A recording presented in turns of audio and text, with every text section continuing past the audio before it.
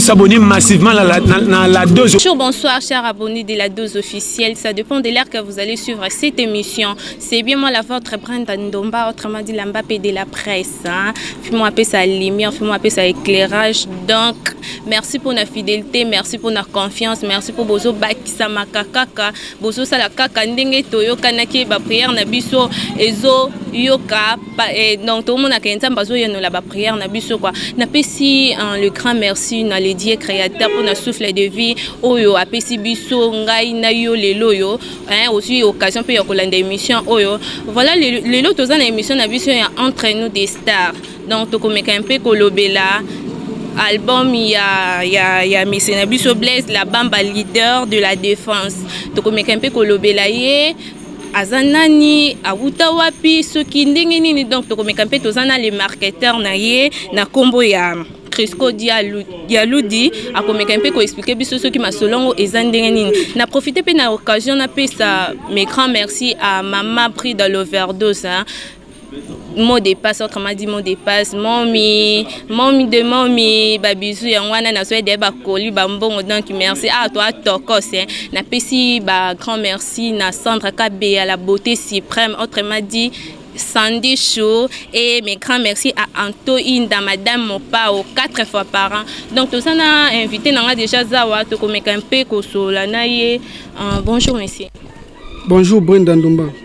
Nakoki koyeba nga de na yebi kombo na yo siko tala caméra na balanjo ba olanda biso ba yeba kombo na yo na swag siko to lingi to yeba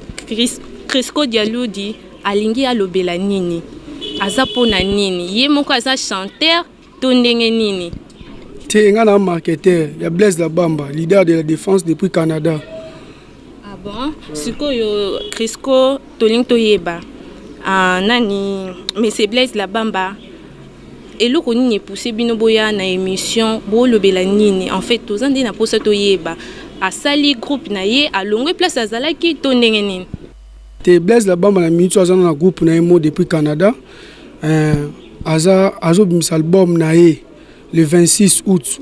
le 26 août titre album wana ezali la légitime défense na kati ya légitime défense to na deux titres deux clips ya album na ye oh ezali générique perumba mort générique to na danse minene ce que alonga ki pas des fois on ndingi pona nini nan explique inspiration ni etindaki a créer orchestre na ye tan balandi bazana posa ba yeba parce que to yeba ki pas de fao te bonda na miso to beta na masola kota ko to beta masola de fao te wana ba mamde eleka kala ouais to beta masola kota ko li na miso to beta miso to beta kota koli ba beta nini bakendaki wa ba beti ba nouilles africaines bakenda ba Gabon ba ke ba France wana masode les gars to sola ngote to sola o ezalelo donc alobi to sola o ezalelo album wana déjà bakambo wana déjà to linga to tuna et les cas déjà jusqu'au bete ya biso masolo na album wana o bino bozo linga bo sala ils en a combien de titres? Bon, pour l'instant nous to bora non na kat album moi légitime défense to bora non des clips. Il y a des clips génériques morana na nini na la légitime défense yango moko dans le quoi rumba donc auto borano yango wana donc lui ko annoncer te po batu ba derrière que auto annoncer qui 20 titres mais bon moni ko to e comme 6 c'est comme donc auto annoncer o eza mambo le 26 août il y a des clips ozo bima ya onde to annoncer bana kin baeba que album na biso légitime défense et bima orchestre na minute ezaka kuna place ya zalito ezakoto orchestre c'est au niveau Canada to installer un orchestre mais au niveau Canada kuna orchestre ezali. Ok, d'accord, très cher abonné de la dose officielle télévision bino moko boye kindenge a annoncé ce que assurance nini o izo pesa bino na clip wana ekosa la base assurance ni obino bozana ngo parce que tout le monde a qui l'écran de fa bon en fait yi moko na minute openza azo pela te ya uti kuna eloko nini azo assurer bino clip a mundele et assurance ezaka bo mona ba clip ndie filmer donc au moins clip ba drone uti likolo yebo 4 drone yebo au moins clip moza kilo ya mundele ya ba clip ote ba sa mikolo ba kende ba France na ebiti kombo na e abeta ba clip no ba générique mo wezanga tina na oyo wana générique mo bo oyo ningisa mboka o mukili mobimba dans la mission to obeta masola clip oyo ils ont la qualité mort donc so tali clip wana au senti clip wana on dirait au continue à filmer on dirait filmer donc yo moko mona clip à monde taka Canada est-ce que vous jouer na mambona Blaise la bamba jouer na mamba clip et le roi clip hein banzembo pe zali o bino boyoka ba générique o ebeta mikolo o wana kuté ba générique siko o ngana olinga na betela bino ya ba générique moko boye soko bini o senga bis ata 250 fois banda ba bandela ka bandela bisongo o comprendre donc boza ba clip mo ya qualité ya kitoko donc so na teli bien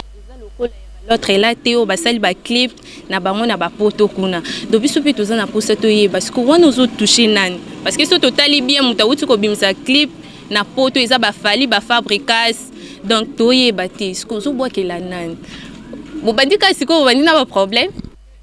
na beti 21 ans ndule na banda siko Blaise la bamba leader de la défense 21 ans d'expérience wa série Blaise abani bango bazara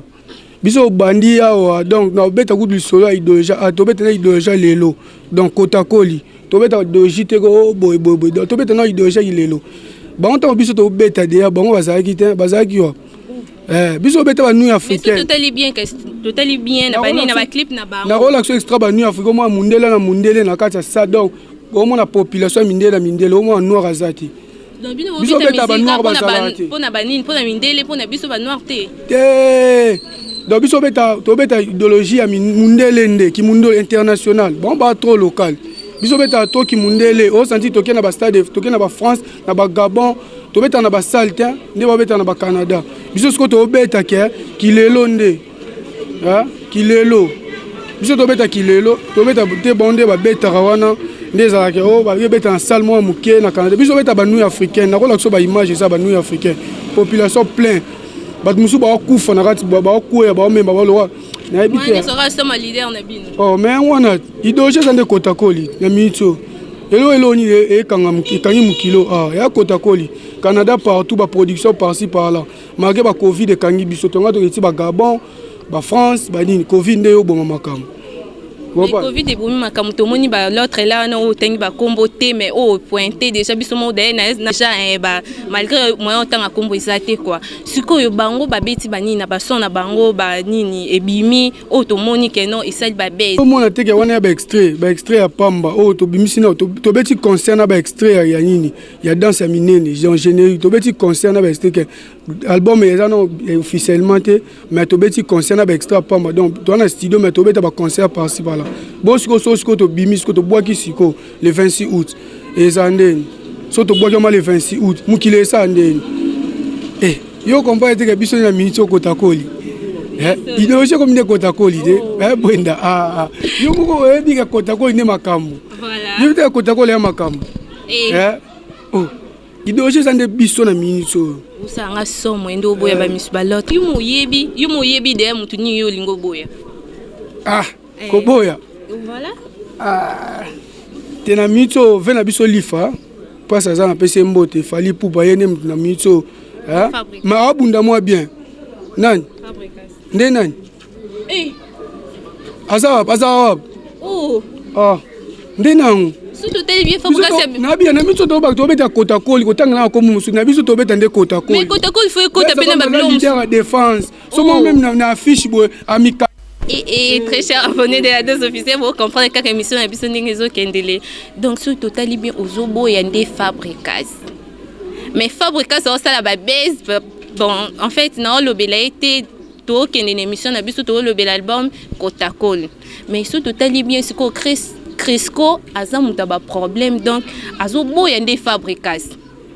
Ce que fabricas a comme ça qui au marketeur na yo linga ko boyango. kuna na kokomati na kaka boye boloba kaka bomo ape isa bimi pe boye etalami nango te au moins ka o 50 vie boloba ka boye na bien biso ba josa ba ka wana chez fo ozana ye otuni wata makambo na oloba nde biso apa po azana France mikolo mais tuna wata idéologie ya Blaise ndo biso makambo wata mi ange mi démon nde biso makambo visible te otoyoka na baba réseau beta visible bolingo katsango nanko na ebite yo kango te parce que normalement ba téléphone na ba chaîne nyonso eza nango visible na yo non te ya courant visible visible ya nani ya Fabregas ya Fabregas na ebite na yo kango non te Josali kunde de yo kango na ebite les grands marketeurs Soit bon, soit bien on a habité, soit bon, on a habité, soit bien, mais on a bien on a bien on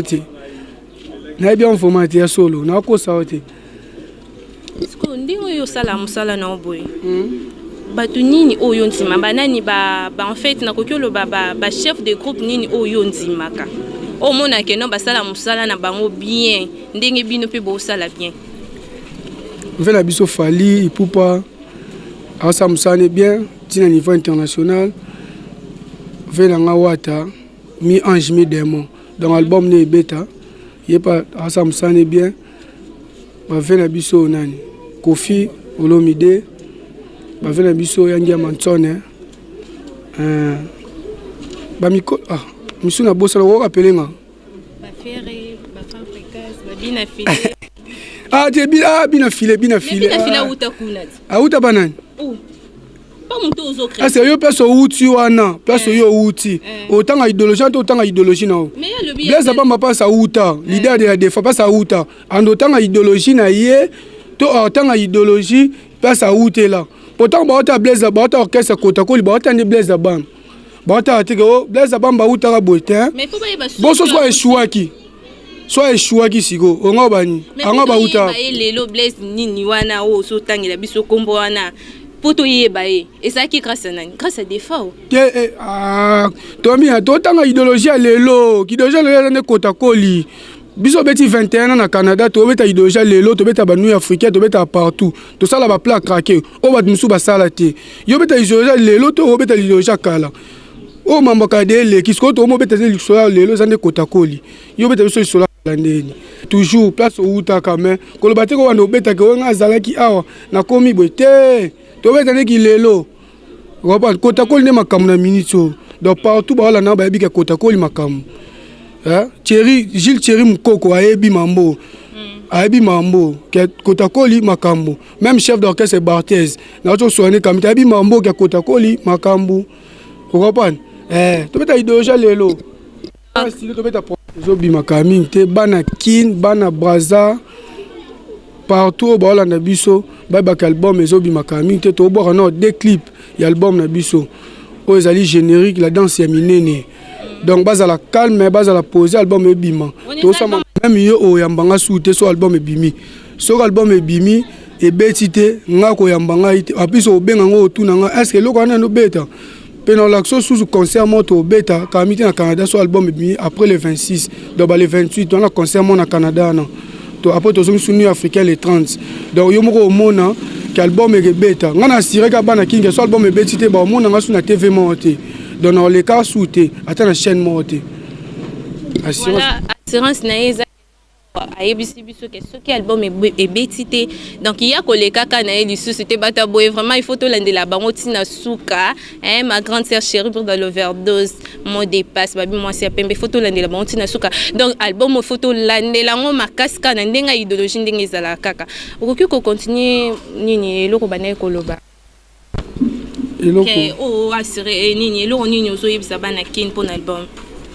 te ban album bana kin bazela kaka album ezobima le 26 août oyo le 26 août ya musika te baza toujours patient pour na kozela deux clips ya album na biso légitime défense baza ka calme ba consommer à partir le 26 derrière et ça na ba plateforme nyonso ba ko télécharger même na YouTube au koti okomi Blaise la Bamba obi au koti okomi Crisco News Kotakoli au moins des albums nao na kati ya ba site na biso wana donc partout ezali na ba YouTube ba Instagram so tali au moins na beti Blaise la Bamba au moins na base la ka calme pour na consommer ba des clips na biso wana zo bima ya album na biso légitime défense bon surtout tali bien c'est que ba répétition nyonso tout ezaka kuna ba répétition tout ezakuna mamuto eza installé kuna awa na kinto installé non te to assurer bana kinte non to album ah non assurance eza non kuna donc a to assurer bana kinte ke o recrutement za boy ba danseuse banani te pour l'instant présent le bino elo monte beza bamba le belo roté orchestre za kuna Canada ba bosser bana ba répétition ba aussi ça peut ba clip na bango ya ni ba banda ba tournage depuis hier ba tournage de bandaki ba studio paiement dédicace à Mike ba tia après le 26 mai et les caté pour recevoir des clips albums Légitime Défense. Et voilà, balandi à la dose officielle télévision, to komi vraiment na suka ya émission na biso, to zalaki wanana Crisco Dialoudi, oyo les marketeurs, ya orchestre Blaise la Bamba leader de la défense. Donc à l'obéli biso makam oyo zalaki oyo sengelaki. Je pense que ça ils sont na eloko oyo lobati hein. Pour le banabana kin. Bana ki ming eloko oyo loba pour un album to ni ming ezaka bato na ina dédié na ina dédicacé bango o ezaka bato ba soutenir projet pe réalisation album Légitime Défense na kati ya Canada kuna o bazara na mikili to lokwa na Charlie Mewen Rocco Masala Eugène Nimi Kelly Panu Lili Mbonzo Marie-Laure Mwaka ou bien un journaliste hein. Julie Obama Eric Bongambo régent des grandes maisons pour soutenir projet pe album na biso Otakoli donc chef d'orchestre pe na PCP Mbote pour pe yo bika so baki chef te donc chef d'orchestre le roi Barthez to pe pas Mokashi wa leader ya ba taka sigo ya ba chanteur tout ya Kinshasa Mobimba pe partout au monde a leader hein, à Mokashi wa Mokashi yone leader donc yeso ayembi surtout ni wata mambo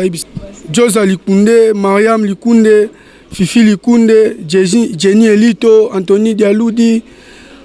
Gibron Jogo Langai Saule Bunga Jogo nde wana tolele mboka mito mata ba avion Kimasa pesibino bambote Jonathan Kadima, Peso Bambote, Christian Matantou Belou, les banquiers puissants, Sanskrit Moutaï, Sangouvou toujours, grand pote mon ami, Marco Liolancha. Donc, ça. Yamba Wata, Tuna Wata Mambo, Aïbso Kamokashi. Donc, on a taka des points. Motema orchestre Kotakoli. Donc, on a taka des points. Donc, yoyebi. Ok, merci. On a tous vraiment presque à la fin de notre émission et n'a profité ça le grand merci n'a pas tout nous soutenir la Mbappé de la presse et on a ceux qui Nathalie Zidane Kamalandwa donc Nathalie Zidane qui est solo Nathalie DJ Mark Drake donc babi DJ Moya Makasi hein wa bouger ça kana na ba coca na baba bayoka son et donc degré Nathalie Énergie les banquiers et pourquoi pas dire na remercier Arsène Edikabi tout puissant. Arsène Edikabi tout puissant. C'est la mbote. Arsène Edika de tout puissant. Et ben mbote non on a de la part de Mbappé de la presse on a moni tika gêne pas trop gêne moko swag gêne moko propre kangi donc pas de voilà to comme na suka émission na biso nani Crisco Dialoudi. Oh tozo zeleza kaka Kotakoli wa siri biso déjà ce qui est talamité c'est que ole kalisute donc biso na bino tozela Kotakoli donc na ndenge kaka ezala kaka tozo landela ngo donc na ndenge kaka ya masolo et voilà na pesi ba grand merci na Chris Loval hein, mon réalisateur de Lux, mon caméraman de Lux. Restez toujours branchés à la dose. Quant à moi, je vous dis bisous, bye.